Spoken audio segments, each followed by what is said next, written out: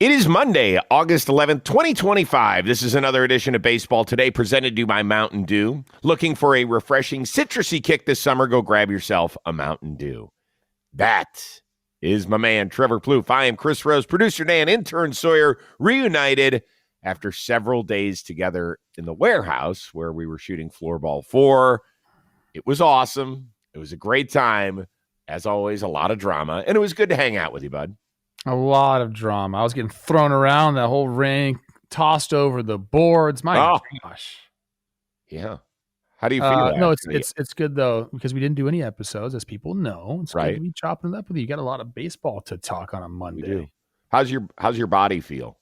It's fine. I could go out and do whatever I need to do right now. I may be almost 40. I don't feel it. Yeah, and you don't look it, certainly. You do not look. I do. Sometimes I look old, Chris. It's crazy. Some days I look great. Some days I look old. Not true. Not true. Hey, everybody boost Plouffe up in the comments. Let's blow him up in a good way. Let's go.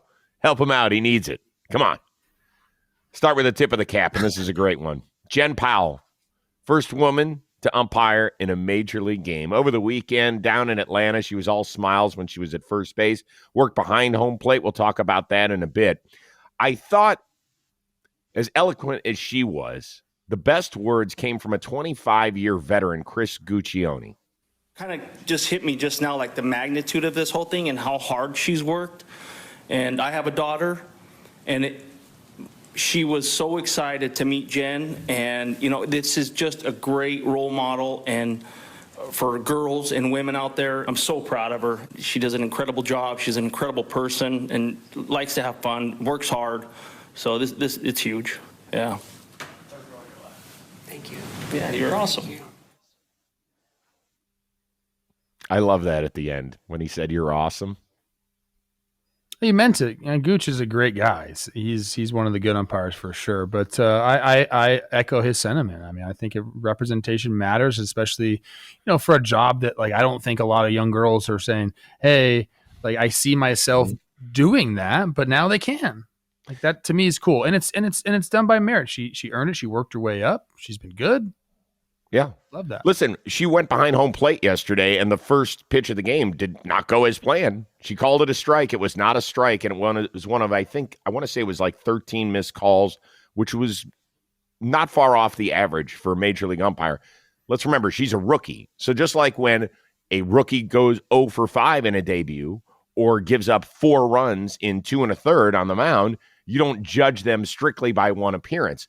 She wants people to be critical. You know why? Because that means that she's been accepted as a major league umpire. And we don't know how long this is going to last. She's going to go back down to the minor leagues here shortly. The whole point is that we look for the best people to do jobs in whatever field they're in. And now that the gender barrier has been broken, great. Let's go have more women be major league umpires. Are there more in the pipeline? I guess I should have looked that up. You know what? I don't know that. I remember when I was growing up, there was a woman named Pam. I think her name was Pam Potsma. I apologize for the last name butchering. And we always thought she was going to be the first one to break through, and it never happened. She got close. So I think it's cool. 8 right now. Dan is telling us there are 8 right now umpiring in the minor leagues. No, it's great. I mean, look, baseball is such an inclusive sport already, all body types. You talk about nationalities coming in. So, it's also been great for gender inclusion as well. We've had female GMs, we've had female coaches, female strength coaches. There's been a plethora of everything. Yep. So now to finally have an umpire, it's great. Yep, it is cool. Very cool. Thumbs up. Awesome. We start with a team we've been talking a lot about, and they force us to keep talking about them because you know what? They just don't lose. Collins, fly ball, deep into right field. Isaac Collins, it is a walk-off home run. He's done it again. His first ever. And the Brewers have won their 9th straight game. I mean, incredible drama all weekend. First of all, before we talk about the Brewers, I want to shout out the Brewers fans. They had a paid attendance yesterday of 46,000, which I can't believe possible with all the rain that they had up there. So if that is true, great job. Holy smokes, Brewers fans. We know that you light up that place. But, man, that's impressive with the deluge y'all had to deal with, and we just want everybody to be safe up there. Plouffe, we've talked a lot about the Brewers. If people don't believe in them now, when will they? I don't know why people wouldn't believe in them, Chris. I mean, look, I understand maybe you go to their roster and you don't recognize some of their names. They're not going to be in play for big-time free agents for the most part. So do they get cast aside by that? Maybe a lack of postseason success, I guess you could point to that as well. But if you're watching this year, or if you paid attention if you really paid attention to baseball over the last 15 years, they've been one of the better organizations in all of baseball. Like, they have a great player development. They scout really well. They draft really well. This year, we can even narrow it down to this series. This is all you need. This series is all you needed to see to really buy in on the Brewers, because it showcased a little bit of everything for them. The way that they capitalize on mistakes. You know, you talk about a pitch time violation being the difference between a line out and a homer with William Contreras. You saw him go homer to left. You saw him hit one off the foul pole, or not off the foul pole, but close down the right field line. Like, he can play at an MVP level. They got world-class defense. We're going to show a video of Blake Perkins ending a game with a strike to home to throw out a runner. Here it is. Like, this is another way they can win baseball games. And then a guy like Isaac Collins, who, like, I don't know, like, was he on the Brewers, like, fans' radar at the beginning of the season? No. Like, probably not. You know, maybe to some really in-depth fans, but he's been absolutely crushing it. They have one of the longer lineups in baseball. And, yeah, just because you don't know the names doesn't mean that's not a good team. This team is so fun to watch, and they can win so many different ways. That's why look at the lead they're racking up right now. I know. It really is amazing. And I had no thought that they could do this year. I just didn't. I didn't believe it. They are super fun to watch. The Athletic did a great breakdown on why they have been able to build themselves such a wonderful organization, and the players are so successful.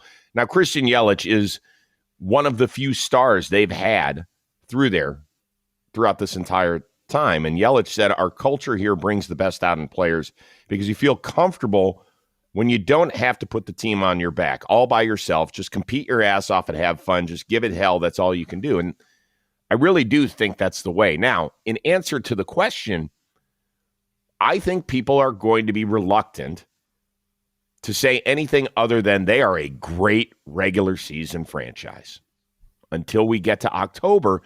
And if you look at the people that are going to be stepping into prominent roles, most of them do not have a dominant October history.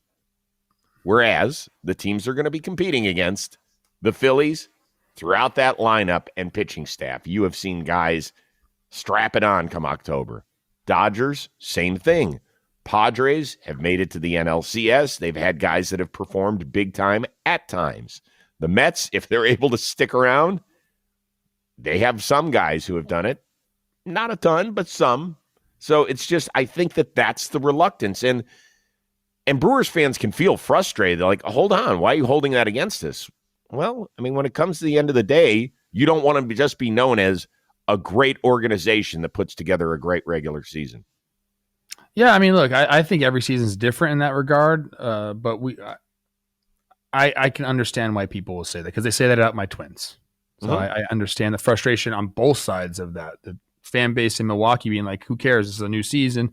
And then you can understand why people would say that. Yeah, they want to see some postseason success. I mean, they were one pitch away last year from doing God knows what. Now Devin Williams looks like, a lot of those homers as of late. But this is look. The bottom line is this is a very, very fun team to watch. And if you truly enjoy baseball, like they're the best team in baseball right now, and they play the game. Yep, they do. Yeah, it's funny. When you're dating, they say, well, you have a type. Well, the Brewers definitely have a type. There's no question. Short position players who can run fast and are athletic, and tall, crazy pitchers, yeah. And that can play defense, too. Yeah. I don't know. Let us know. Like when we get to the playoffs, is you guys going to pick them? I want to hear from, I think, non-Brewers fans. Like, are you on board with them? I know it is weird because even myself, I'm like, man, I love the Phillies. I love the Padres. The Dodgers are inevitable. Right. It's like the Brewers are smoking these teams. Yeah. Of course, so the Brewers continued to keep the Mets in the doldrums. They have dropped 7 in a row. In the meantime, the team they're chasing in the National League East keeps running further away from them. Phillies, they swept the 3-game set down in Texas. They did it with a little bit of offense, not a ton. They did it with some decent pitching. They did it with some great defense as well. Harrison Bader, who just got traded from your Twins over to the Phillies, robbing a home run. That's pretty cool play. Philly now leads the Mets by 5.5 in the division. So, Brandon Nimmo, you worried? I feel like the division's slipping away from you here a little bit. No, I mean, we can go on a run. I mean, we still got time, but, it just takes putting it together, playing some good baseball, but no, I don't think the division is slipping away. Does the division feel like it's over to you? No, it doesn't. I mean, I agree. There is time. They have the talent on that team to turn things around. They just haven't hit at all as of late. I mean, their offense has gone really, really, really cold. So that like things like that, like they have the capability as an offense to go scorching hot and go on a run. So can they do it? Yes. The problem is the Phillies are really, really good too. So that's going to have to coincide with them losing. How many matchups did they have left? They have 7. Okay, so yeah, I mean the division obviously still very much in play for the Mets. So the question though was, does it feel like it's over? No. Okay. I don't think so. I mean, Mets fans, yeah, if you're in your feelings for I know they've had a bad record for quite some time. I guarantee you got the numbers right now. Yes. Well, I'll give you this. Since June 13th or something, I know the number, right? Since June 13th, only the Nats and Rockies are worse in the National League. That's what about before then? But that's 7 weeks, Trevor. It's almost 2 months. There's a reason the season is 6 months long and 160. I know, but that's a third of the season where you've been awful. So third of the season awful, third of the season okay, third of the season great. Boom. That gets you to 81 and 81. It depends what awful and great is. All right, Mets fans, I am going to help you out. It is Monday, August 11th. Oh, no. I am calling the division. You are welcome in Queens. You're welcome. You have had thank you notes, courtesy of John Boy Media to Chris Rose. Last year it was May 29th. I declared your season dead. You made it all the way to the NLCS. Still waiting for my playoff share. But this year, I ain't effing around. This one is over because the Phillies are just too talented. If I were you, I wouldn't be looking ahead. I'd be doing this. I'd be looking behind you because you know who's right back there? The Cincinnati Reds are 1.5 behind you for the final wild card berth. Y'all better get it going. And Mendoza, he didn't talk about the hitting, which has not been good. The starting pitching has been a joke. Outside of David Peterson, no Mets starter has completed 6 innings since June 7th. What? What are we doing? One guy can't fall into the 7th inning accidentally? I feel like some of that is by design, but yeah, that's a very bad stat. It's a horrible stat. And then, you got right now, Helsley, a couple games in Milwaukee got. Diaz got. Like, all things are bad right now. It is not pretty. It's not great. I don't think the division is over. I'm sorry. The Mets have the fewest quality starts of any team that is in contention. They are 28th in quality starts this year. This is just not good enough. Not good enough. We all said it at the beginning of the year, too. I mean, they got us last year. We all said, where is the pitching going to come from? They figured it out. This year was more of the same questions, but then we gave them the benefit of the doubt because, they did it last year. They'll do it again. I think they even started out pretty well, too. And then, it just hasn't been there. You got I just can't say that it's over. You got 6 weeks left in the season. Like, time is running out. Let us know. I mean, I know what the Mets fans are saying right now. Oh, they're panicked. Yeah. They're panicked. I'm trying to do you a favor. I don't have good juju when it comes to this stuff. I'm horrible at this. So you should be thanking me in the comments, Mets fans. Everyone thank Chris Rose in the comments. For God's sakes, let's go. Trying to help you. Oh, man. I know. And the way they lost these games, too. Brutal. Brutal. That throw by Blake Perkins was no joke. You have a chance to tie the game up there, you get thrown out. You have a lead, and you give it up, like your two best relievers. It's tough. Yeah. Well, Diaz said that was on him. He shook off. Yeah, he said, I'll never do that again. Till he's on the mound again. Hang in there, buddy, Jolly Olive. Remain calm. You'll be okay.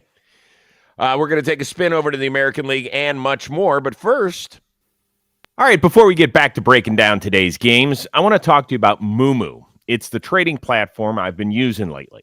Look, we analyze player performance and team investments all the time on Baseball Today, but Moomoo lets you actually invest in the companies behind the game. Nike, Coca-Cola, the brands you see every time you watch baseball. Plus, you can trade crypto all on the same platform.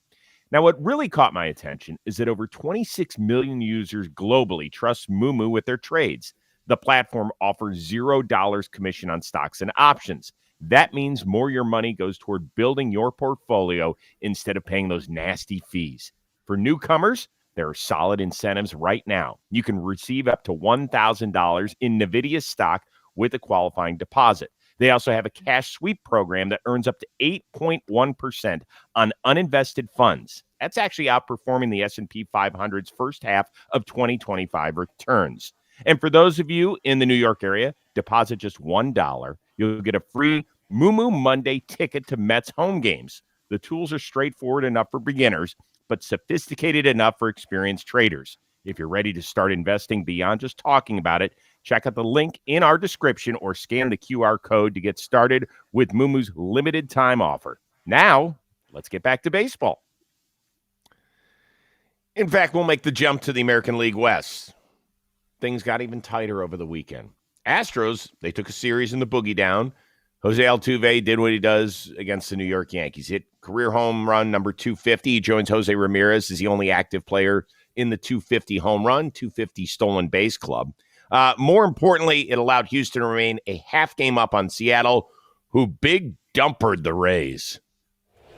Cal blisters this out to right field. He has homered. Cal Raleigh's 45th home run this year. He has tied the one and only Johnny Bench, the second most home runs in a single season by a catcher. Only 3 more before he gets to Salvador Perez's record. You think he's going to get to 60? I kind of do, Chris. Wow. There's just something about him this year. The fact that he switched as a switch hitter too, like obviously helps that. I want to keep going back to like the ballpark that he plays in and like how difficult it is. Like he makes it look like it's not. Like he's got the swing right now. I think he does get to 60, especially like a series like this, 3 in 3 games. A couple more series like that, he gets there. That's the crazy thing is he just has to get like. He doesn't even have to go like scorched earth hot. Like he just kind of has to like stay consistent and then like one series have a big series. 60 homers is so much. What's that? 60 homers is so many homers. I can't believe we're like, oh yeah, he'll get just breeze past 50 for a catcher. That's nuts. If he hits 55, only 10 more only. That'd be great. But let's move on. Huh? We mentioned off camera that he is leading in Vegas the AL MVP odds over Aaron Judge now. Yeah. All right. As far as the team goes, Seattle's won 7 in a row. They're a half game back of Houston in the West. Who do you like with 7 weeks to go? Tough call. I think I'm still going Houston. I like Seattle's lineup more, but I think Houston did a good job like at the trade deadline, going out and getting Sanchez, bringing back Carlos Correa. Carlos Correa, I think, is going to be a big difference maker there. He's had a great start to his second stint with the Astros. It's the bullpen for me. I think Houston has an argument for best bullpen in baseball. And like there's some decent numbers with the Mariners have some decent pitchers in their bullpen, but it hasn't been great for them all year. They've blown leads. I've seen it personally. Yep. So I think to me that is the difference maker. Christian Javier just came back for the Astros. They're going to continue to get healthy. I like the Mariners team. I think they're good, but the bullpen to me seems that's the one area that you don't want to be shaky in, and I feel like they've teetered on that quite a bit this year. So I'll go with Houston still. But, Cal doing what he's doing is change the game. And then I just found out that Josh Naylor has 22 stolen bases on incredible. What is up with it? I love the Mariners. I'm still giving the edge to the Astros. Yeah, the Naylor stuff is shocking because I think people forgot the major leg injury he sustained when he was playing right field for Cleveland a bunch of years ago. I think it was Ernie Clement that was going out on a ball from second base. Naylor was coming in. They crashed into each other, and Naylor snapped his leg. But he's actually pretty speedy for a sizable dude. 22 swipes. He's got. Never in my life would I put more homer or more stolen bases than homers for Josh Naylor, and that's where we're at right now. He could get to 30 bags this year. That's crazy. Christian Javier, by the way, I think makes his debut tonight against the Red Sox, which will be nice because he hasn't pitched in 15 months. So that's always nice to see that. I am wearing a Seattle Mariners hat. I'm wearing it for two reasons as to why I believe in him.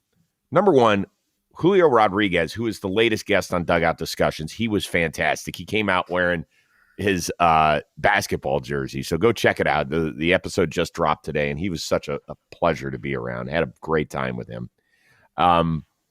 His last 30 days have been off the wall amazing. 1 daughter, basically, 12 homers. Did you know the Mariners have 3 of the top WAR in the American League? It's obviously Cal, J-Rod, Randy. So 3 of the top 8. Yeah. That's pretty damn good. I do worry a little bit about their bullpen. I've seen the same things with you. I think it's going to be tight the whole way. I had Houston at the beginning of the season, but here's why I really believe in Seattle. It is the year of Ichiro. Okay. Went into the Baseball Hall of Fame, wowed us with that speech. Then this weekend, they retired the number 51, which was worn by 2 great Mariners legends, and we'll show that in a little bit. But he also talked to the players during his speech. Although I can no longer help you guys with a hit or a laser beam throw, my will and desire is always there for you. I come to the field every day because I want to help you. Be prepared for the moment. I am confident you can seize the moment.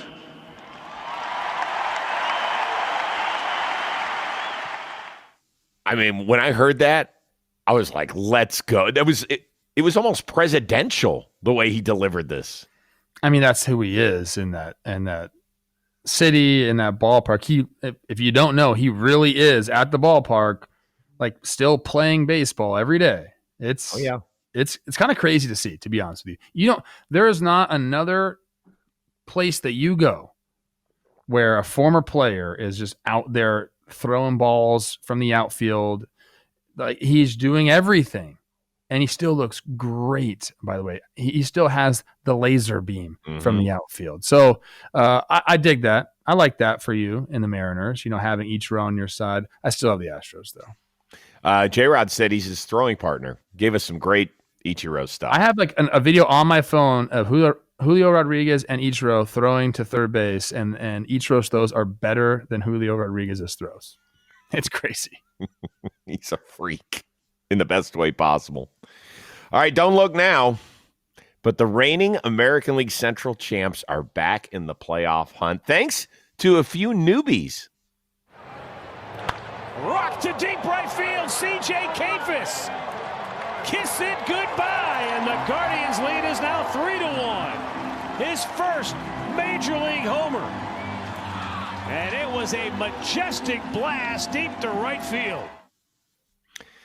So the Guards lost in Chicago on Sunday. Tigers won at home against the Angels. So the distance is 6 games between Detroit and Cleveland, but Guards are only a half game back of the Yankees for that final wild card berth. Do you think Cleveland can get it done? The little engine that could. Unbelievable. I told you this was going to happen. This is just Cleveland Guardians baseball. It's like the way people write off the Brewers. You just can't ever write off this team. And you tell me all the time, you don't know how they win games. And when you watch this team, it is like, how do you guys keep winning these games? A lot of it has been, they've scored a ton of runs as of late. They've been hitting well with runners in scoring position. That's like number one. When a team gets hot, like the first thing that you know is happening is they're hitting in the right spot. So they're doing that, but they're also getting crazy bullpen performances. Gavin Williams, the way that he's looked over his last 6 or 7 starts has been awesome. They've been doing this, and tell me if I'm wrong, Chris. I don't believe that Quan or Ramirez is having like a great stretch of baseball right now. So it's the other guys. It's Kafis. It's Rocchio coming back up from AAA. Manzardo getting the job done. Like it's different guys stepping up night in and night out. It's. Do I think they can chase the Yankees down? Yeah, I do. Do you really? Why not? They're a half game back. Yeah, it just doesn't feel like there's enough staying power when you look at the Guardians' everyday lineup. Are you mad they traded Bieber now? No, okay. I'm not. They got a pretty good prospect for him, and I wish he had been able to throw one more pitch in a Cleveland uniform. Yeah. The timing didn't work out because of the injury, but I thought it was a smart move. You even mentioned Clase. Well, that's the thing. I do want to give a little bit of credit to Stephen Vogt here. And Guardians fans are not much different than most baseball fandom. They hate their manager's pitching changes. They hate the way they compose their lineup, even though I do believe a lot of that is a front office thing. This thing could have gone sideways. I saw them in Chicago when they were in the midst of a 10-game losing streak. I saw them the day that Ortiz got put on that paid leave list, whatever the hell that was. I haven't been around them since the Class A news. The reports are their lockers are gone. This could have gotten very ugly for this team. It's gone the exact opposite direction, and I don't know how. I think there's probably some pretty good leadership in there. Our buddy Austin Hedges is probably one of the guys that's keeping it afloat because that's what he does really well. Jose Ramirez sets an incredible example that few superstars do, I think, with the way that he plays the game and the way he talks to particularly the young Latin ball players on it, how they follow him around. And Trevor can tell you how important that is. So they've made it fun again. I can tell you this. The first 3 months, it was brutal to watch offensively. Brutal. But now the Kafis has come up. Who knows if Bazana's going to get up here in September? He just got promoted to AAA. That'd be awesome. Yeah. It seems like a Guardians thing to do. And talk about unheralded names. I mean, go look at that bullpen and see what some of those guys are doing. You will not know their names. No, you're right.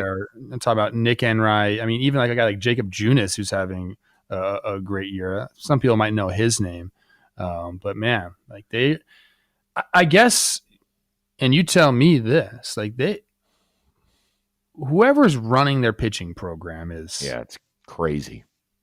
Like you got to get crazy because when 30 years ago, when the Guardians, then Indians, started to get great in that ballpark with that incredible lineup, the one thing they couldn't do was find a pitcher. They tried a couple times. They flirted with trading for Curt Schilling and Pedro Martinez and even Randy Johnson. It never happened. They always had to settle for some. Ken Hill was a good pitcher back then. Juden was a guy they went and got, but he wasn't anything. So they just couldn't figure it out. And now they've turned into this pitching factory, and it really is incredible. There's an article by Zach Meisel right now talking about like what the Guardians have done, and I wanted to share one of the notes from it, talking about our guy Nick Enright. He's scheduled a cancer treatment for November. Mm-hmm. So this is what this guy is dealing with, and I love the mentality of like, I'm scheduling it after the World Series. Love that for them. Sabrowski missed nearly 4 years of pitching because of a couple elbow surgeries and the pandemic. The Guardians scooped him up in the minor league portion of the Rule 5 draft, and now he's like their lefty guy. Yep. It's a pretty cool story. They've made it fun again. No question. Cool stuff. Way to go, guards. Thank you very much. All right, let's talk about comfort where it matters most. Your underwear. We all wear it, so why not wear Skims? Skims, the brand known for revolutionizing shapewear, has now launched a line of men's underwear. It's about to change your daily routine because they have an option for every underwear preference, right? First and foremost, when you put on undies, you don't want anything that feels horrible. This is the softest pair of drawers I have ever worn. And with my body shape, I got to make sure I am in something that is comfortable, because the worst thing you can do is when you're walking around, all of a sudden you got to pick it. You know what I mean? So the stretchy fabric, it gives you the perfect fit. It moves with you. Cotton Blend provides lasting comfort for everyday wear. Their sports fabric, it wicks away sweat, offers light compression for your workouts, so you can wear it whenever. If you're going out for the night, if you're going to work, if you're going to the gym, Skims has got it. They got all their bases covered with this lineup. You have so many options to choose from, and I am telling you, it is worth the dime. So shop Skims at skims.com. Let them know that we sent you. After you place your order, select podcast in the survey. Select our show in the drop-down menu that follows. We want to leave you feeling comfortable, great, and sexy on top of it. Yeah. All right, bunch of stuff we got to run through for the weekend, all right? Justin Verlander, congratulations on 3,500 career strikeouts. First pitcher to hit that milestone since Randy Johnson 23 years ago. So Verlander's now less than 200 away from cracking the top 5 all time. Do you think he sticks around to get it? No, I don't think so. That's 2 more years of pitching. I don't know. So. I know he says he wants to come back. You think that's 1 year of pitching? No, I don't. I think it's okay. 2.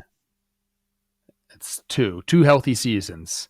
I don't know, man. Seems to me like that's not going to happen. And why?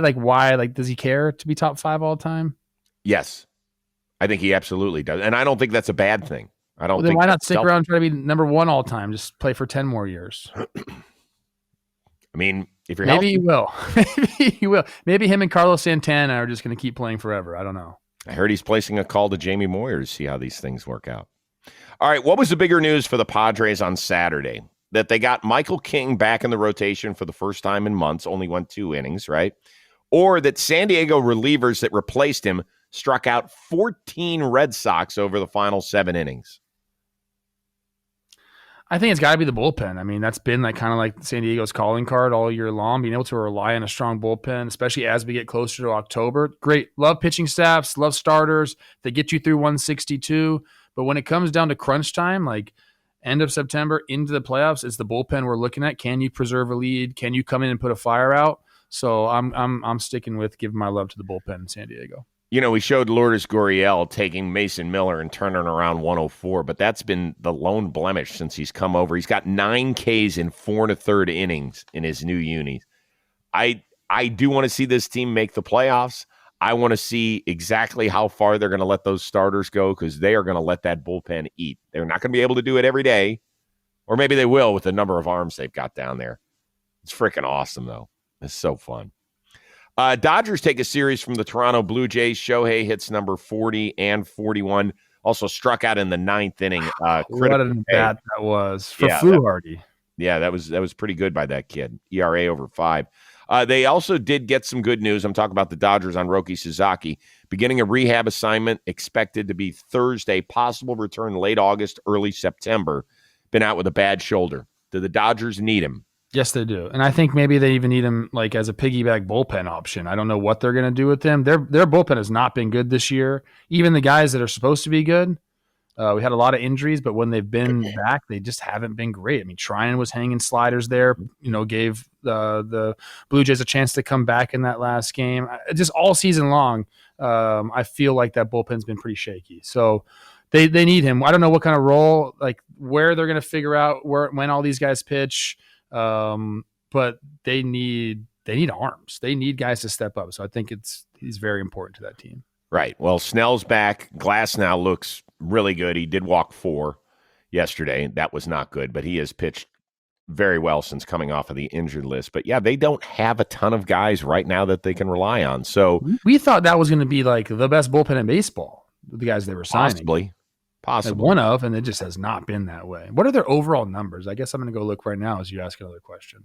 Yeah, it hasn't been good, but it's been very shaky. You know, Tanner Scott, they still feel like he's going to come back. But even when he was there, he just yeah, what do you got? 23rd in WHIP in baseball, 21st in ERA, 24th in hits per 9, 22nd in homers per 9. So I'm spot on. It's been bad. It has been bad.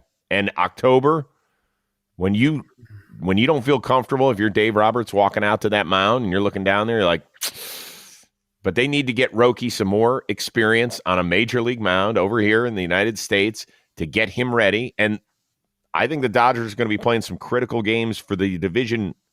Padres will not go away. Yes, agreed. All right, this is kind of a cool story. Carlos Cortez plays for the Athletics. Started an inning in the outfield as a left-handed outfielder. He finished the inning as a right-handed infielder. Yes, he can play and throw with both hands. How crazy is this to you? I don't understand it. So I'm reading right now, he was a natural lefty. So he probably has a better arm. Is that why he's doing it? Better arm as a lefty, but he can't play infield as a lefty. Right. So he learned to do that as a younger person. It's awesome. It's awesome. I guess my question is, why not just go full righty? But if you have just an absolute laser left hand or left arm, I guess that's why you would do it. I guess so. It's cool. You've heard about this before, right? Like Pablo Sandoval, they always said could throw great left. I think Darvish does it too, doesn't he? A lot of guys are now doing that in their training regimen to like balance out their sides. It helps like with the obliques and stuff like that, but not to this extent. This is like crazy. You'll see now guys on the on-deck circle are taking left-handed swings when they're right-handed, but not this is a whole different ballgame.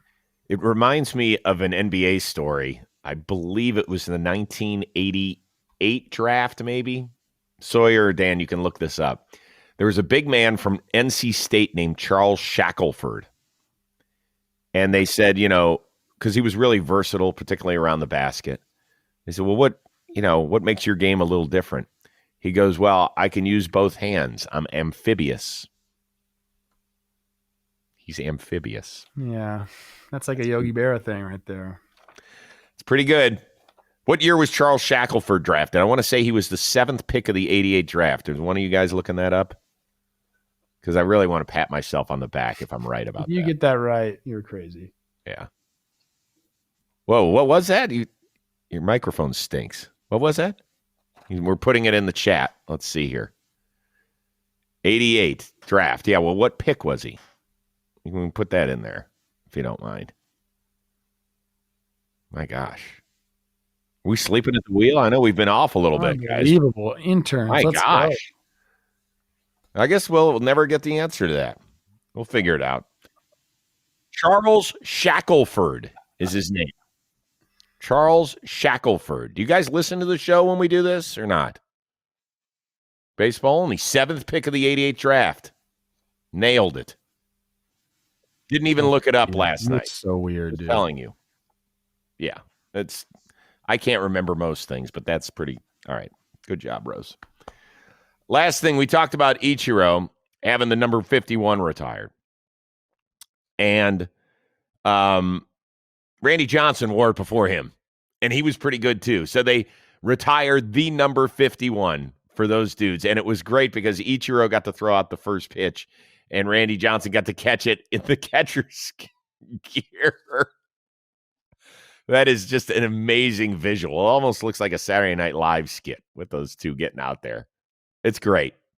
That is so cool. Did you see the video of them warming up in the hallway? I did. That was awesome. Those are just two absolute legends of the game. Everyone loves these guys. These guys. Whenever Ichiro does I'm looking up right now Ichiro stats versus Randy Johnson. I'm very curious. Whenever Ichiro does stuff on the field, he is always in full uni. It is hilarious. Yeah, he's every day. He's literally out there. He looks exactly the same as when he played, except for It's the gray hair. incredible how good a shape he's in. Well, the stretching regimen that he used to do apparently was certifiably insane. 8 for 18 against Randy Johnson. 1 double, 1 run driven, so a bunch of singles for a 444 batting average. I don't care if he didn't click him or anything. That's insane. Like one of the guys that no lefty ever wanted to face. No way. Nobody wanted to face him. Ichiro hit 444 against him. It's pretty good. And 18 at bats is that's a lot. That's like 6 games. I saw Randy Johnson one time on a flight from Burbank to Vegas on a Southwest Oh my god. flight. It was great. I've had some magical moments in that Burbank airport. I saw Jerry Rice flying one time. That's a good airport for that. Yeah. Yeah, it's interesting. Now I'm getting up Randy Johnson's career numbers against lefties. Oh, Holding. not going to be pretty. A 199 batting average, 277 on base, 293 slug for the 570 OPS, and Ichiro 444 to him. Oh, it is so good to be back. So good to be back. I am going to tell you that in about 7 weeks or whenever. Oh no, it's less than that. I think Floorball's coming out late September, maybe. Just be ready. It is a great group of people and fun, and as always, controversy. Good stuff. Me? I didn't say you. I just said controversy. Yeah, I can't mention it. We're not allowed to talk about that. So we're not going to. All right, listen, everybody have a wonderful day. Not a full slate of games today, but there's enough for us to have another show tomorrow. So we're going to do it. For our one-of-a-kind producer, Dan Rourke, our awesome intern, Sawyer, that is the uber-talented Trevor Plouffe. I am Chris Rose. We will see you Tuesday on Baseball Today, presented to you by Mountain Dew.